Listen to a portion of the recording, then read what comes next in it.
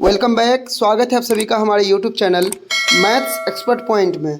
साथियों, अभी DElEd entrance exam 2023 होने वाली है, जिसकी प्रिपरेशन हम अपने चैनल में करा रहे हैं। आप चैनल के प्लेलिस्ट में डीएलएड एंट्रेंस एग्ज़ाम 2023 लिखा हुआ है, वहाँ से सारे सब्जेक्ट की क्लास को ले सकते हैं फ्री में।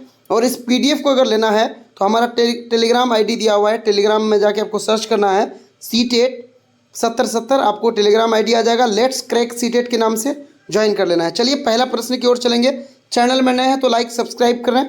चलिए पहला प्रश्न है कि किस दर्पण की फोकस दूरी ऋणात्मक होती है, यानी माइनस में किस दर्पण की फोकस दूरी होती है। पहला है समतल दर्पण, दूसरा है उत्तल दर्पण, तीसरा है अवतल दर्पण और चौथा है इनमें से कोई नहीं। सही आंसर कौन हो जाएगा? सही हो जाएगा अवतल दर्पण। अवतल दर्पण का जो फोकस दूरी होता है वो क्या होता है? माइनस में होता है, ऋणात्मक होता है। Option C is the right answer. चलेंगे हम दूसरे प्रश्न की ओर।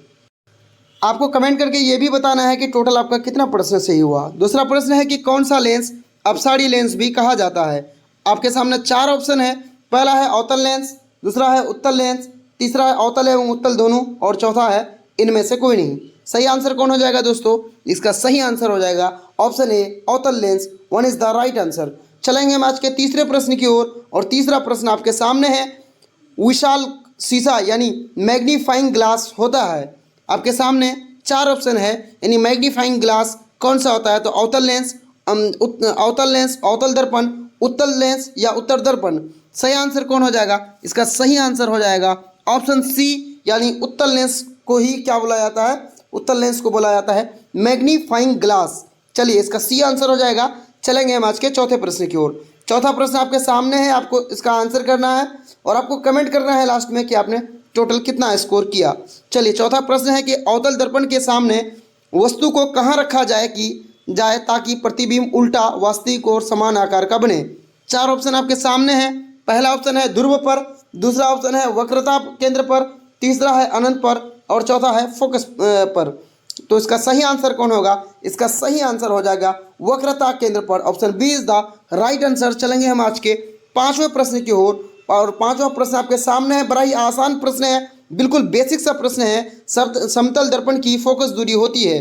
चलिए पहला ऑप्शन है अनंत होती है, शून्य होती है, 100 सेंटीमीटर होती है या फिर 50 सेंटीमीटर होती है।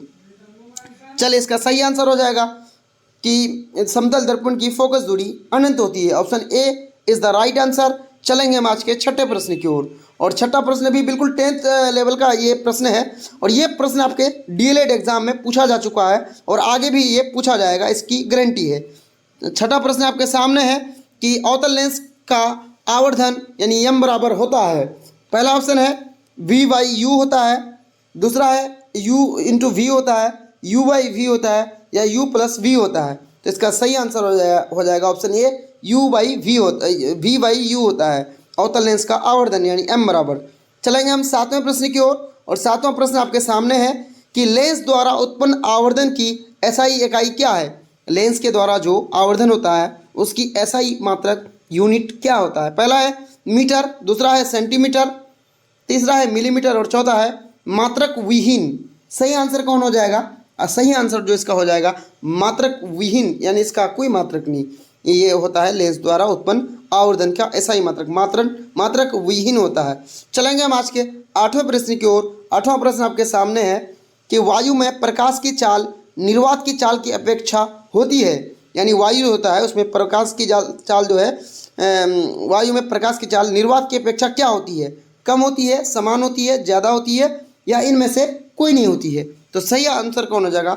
ऑप्शन ए यानी कम होती है। वायु में जो प्रकाश की चाल है वो निर्वात से कम होती है। निर्वात में सबसे ज़्यादा होती है वायु की प्रकाश की चाल, और तो वायु में ओबियसली कम होगी। तो वन बिल्कुल सही आंसर है। चलेंगे हम नौवें प्रश्न की ओर। विद्युत का अच्छा चालक कौन है?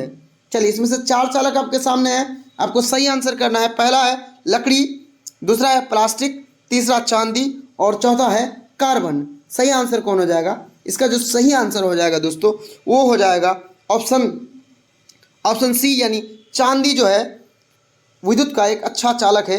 बाकी ऑप्शन ए है, ये ए में जो लकड़ी में बिल्कुल भी विद्युत जो है वो पार नहीं करती है, विद्युत का ये चालक नहीं है। प्लास्टिक भी नहीं है, कार्बन भी नहीं है और चांदी जो है विद्युत का ये सर्वोत्तम चालक होता है। और आपको जो बताना है कि सबसे ज़्यादा जो है विद्युत किस में आसानी से प्रवाहित करती है, आपको ये कमेंट करके बताना है। चलिए आगे चलेंगे। प्रकाश का के परावर्तन के कितने नियम हैं? यह प्रश्न हमने पहले भी किया है कि प्रकाश के परावर्तन हो या प्रकाश के अपवर्तन हो, इसके कितने नियम होते हैं? सिर्फ 2 नियम होते हैं, अपवर्तन हो या परावर्तन हो। तो इसका सही आंसर ऑप्शन बी हो जाएगा, प्रकाश के परावर्तन के 2 नियम होता है। चलेंगे हम 11वें प्रश्न की ओर। यहाँ पर 11वां प्रश्न नहीं है, डायरेक्ट 12वां प्रश्न में आएंगे। 12वां प्रश्न आपके सामने है, कौन सा लेंस हवा में अभिसारी लेंस भी कहलाता है?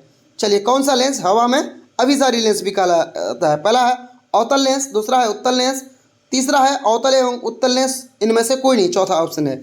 चलिए, इसका सही आंसर कौन हो जाएगा? ऑप्शन बी हो जाएगा, उत्तल लेंस को ये जो है उत्तल लेंस हवा में अभिसारी लेंस भी होता है। चलेंगे हम आज के 13वें प्रश्न की ओर, और 13वां प्रश्न आपके दैनिक जीवन से जुड़ा हुआ है।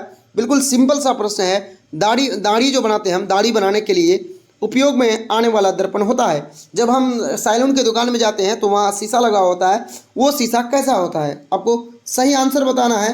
इसका जो सही आंसर हो जाएगा वो हो जाएगा, 4 ऑप्शन आपके सामने है। ऑप्शन 1 में है अवतल लेंस अवतल दर्पण, ऑप्शन बी में है उत्तल एवं समतल, ऑप्शन सी में है समतल दर्पण, और ऑप्शन डी में है ए और बी। तो सही आंसर कौन हो जाएगा? इसका सही आंसर हो जाएगा ऑप्शन डी, यानी ए एवं बी, अवतल दर्पण तथा उत्तल एवं समतल, यानी ये सभी प्रकार के दर्पण वहाँ होता है। चलेंगे हम आज के 14वें प्रश्न की ओर, और 14वां प्रश्न आपके सामने है, निम्नलिखित में से कौन सा पदार्थ लेंस के लिए प्रयुक्त नहीं किया जा सकता है? चलिए, कौन सा पदार्थ जो लेंस के लिए प्रयुक्त नहीं किया जा सकता है? तो ऑप्शन ए है जल, ऑप्शन बी है कांच, ऑप्शन सी है प्लास्टिक, ऑप्शन डी है मिट्टी। इसका सही आंसर क्या हो जाएगा? मिट्टी। मिट्टी को हम क्या करते हैं? लेंस के रूप में कभी भी इस्तेमाल नहीं कर सकते हैं। हालांकि प्लास्टिक को कर सकते हैं, कांच और जल को इसको क्या करते हैं? लेंस के रूप में प्रयुक्त किया जा सकता है, लेकिन मिट्टी को प्रयुक्त नहीं किया जा सकता है। चलेंगे 15वें प्रश्न की ओर। चलिए दोस्तों, 15वां प्रश्न आपके सामने है, आपके डिस्प्ले में है कि निर्गत किरण तथा अभिलंब के बीच के कोण को क्या कहते हैं? यानी जो किरण निर्गत होती है और अभिलंब जो होता है, उन दोनों के बीच को कोण को क्या कहा जाता है? पहला ऑप्शन आपके सामने है कि इसे आपतन कोण कहा जाता है, परावर्तन कोण कहा जाता है, निर्गत कोण कहा जाता है, या इनमें से कोई नहीं। तो सही आंसर इसका हो जाएगा, इसे निर्गत कोण कहा जाता है। Option C is the right answer. 16वां प्रश्न आपके सामने है, किसी ठोस में बाहर की ओर उभरे 2 गोलीय पृष्ठ हो तो इसे क्या कहेंगे? जब भी किसी ठोस में बाहर की ओर 2 उभरे गोलीय पृष्ठ होते हैं, उसको क्या कहा जाता है? पहला है अवतल लेंस, दूसरा है समतल लेंस, तीसरा है उत्तल लेंस, या चौथा है समतल अवतल लेंस। तो इसका सही आंसर क्या हो जाएगा? इसका सही आंसर ऑप्शन सी हो जाएगा, उत्तल लेंस। चलेंगे हम आज के 17वें प्रश्न की ओर। मात्र इसके बाद 3 प्रश्न हैं, उसके बाद आपको कमेंट करके बताना है कि 19 में से आपका टोटल कितना सही हुआ। चलिए, आपके सामने 17वां प्रश्न है, किसी बिंब का अवतल दर्पण द्वारा बना प्रतिबिंब आभासी, सीधा तथा बिंब से बड़ा पाया गया वस्तु की स्थिति कहाँ होनी चाहिए? चलिए, ऑप्शन ए के फोकस, मुख्य फोकस एवं प्रकाश केंद्र के बीच, ऑप्शन बी है वक्रता केंद्र पर, ऑप्शन सी है वक्रता केंद्र से परे, या ऑप्शन डी दर्पण के ध्रुव तथा मुख्य फोकस के बीच। तो 17 का सही आंसर कौन हो जाएगा? इसका सही आंसर हो जाएगा ऑप्शन डी, दर्पण के ध्रुव तथा मुख्य फोकस के बीच। तो D is the right answer. अगर आपको इस PDF को लेना है, टेलीग्राम लिंक भी दिया हुआ है इस वीडियो के डिस्क्रिप्शन में, या फिर टेलीग्राम ID हमारा है CTET, आपको कैपिटल में लिखना है CTET 7070 सर्च करेंगे, हमारा लेट्स करेक्ट CTET आ जाएगा, वहाँ से आप इस टेलीग्राम से ले सकते हैं इस PDF को। सर्च लाइट परावर्तन सतह होता है, 4 ऑप्शन आपके सामने है। पहला है उत्तल होता है, जो सर्च लाइट में जो होता है वो लेंस वो कैसा होता है? उत्तल होता है, अवतल होता है, समतल होता है, या इनमें से कोई नहीं होता है। तो इसका सही आंसर हो जाएगा अवतल लेंस, यानी अवतल लेंस उसमें लगा होता है।